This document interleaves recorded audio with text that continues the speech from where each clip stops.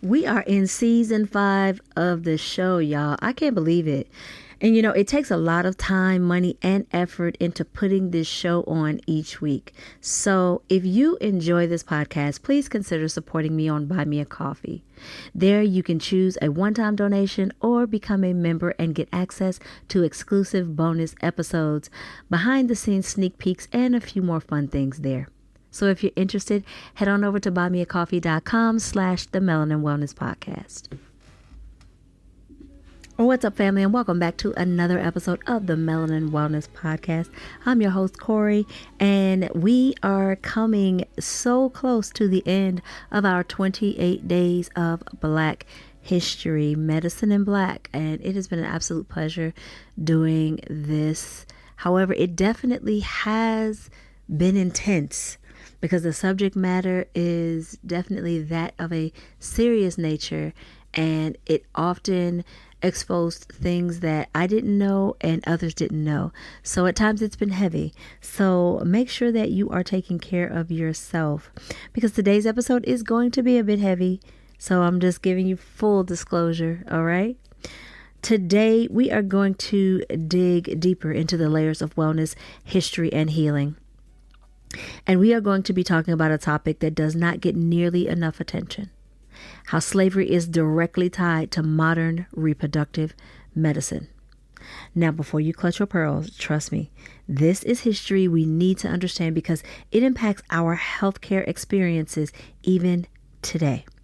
So grab a seat, a cup of coffee, a warm blanket, or your walking shoes if you're listening on the go, because we are about to go deep. But before we do, y'all know how we do. We always begin every single episode with 30 seconds of gratitude.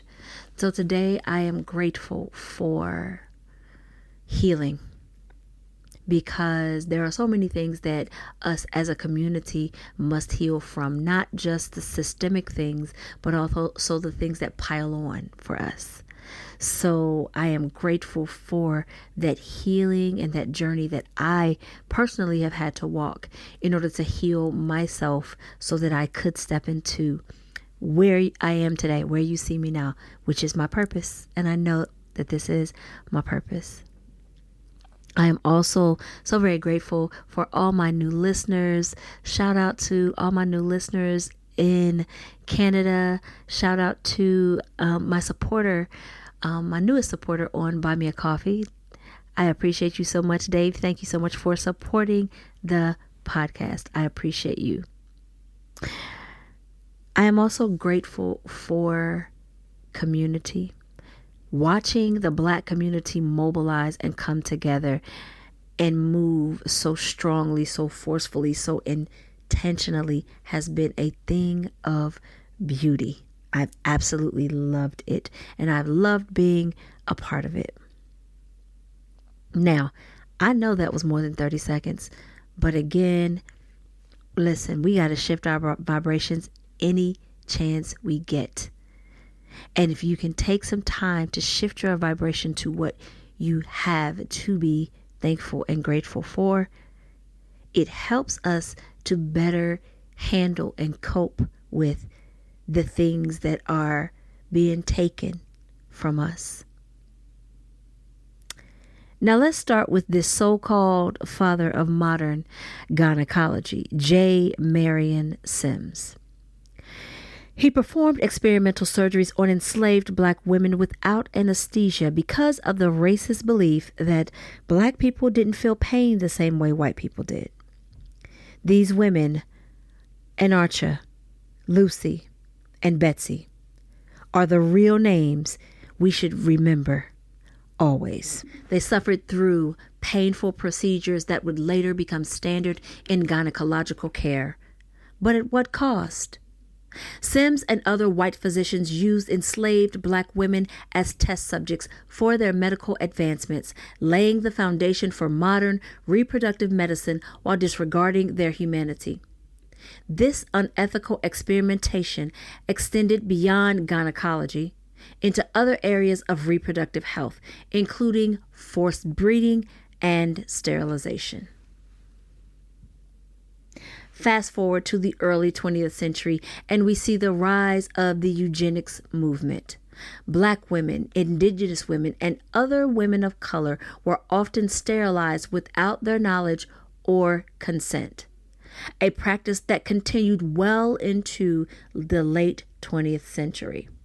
Programs like the Mississippi Appendectomy, a term coined because so many Black women in the South were involuntarily sterilized when they went to the doctor for routine procedures, highlight how reproductive control was used as a tool of oppression. And let's not forget the case of Fannie Lou Hamer, the civil rights activist who was sterilized without her consent in 1961, which was common practice for Black women in the South. This was not just an accident, it was systemic. Now you might be thinking, okay, but what does this have to do with us today? Allow me to answer. Everything. Black women are still more likely to experience child complications and even death during childbirth, and less likely to have their pain taken seriously. Medical racism still influences how Black patients, especially Black women, are treated when it comes to reproductive health.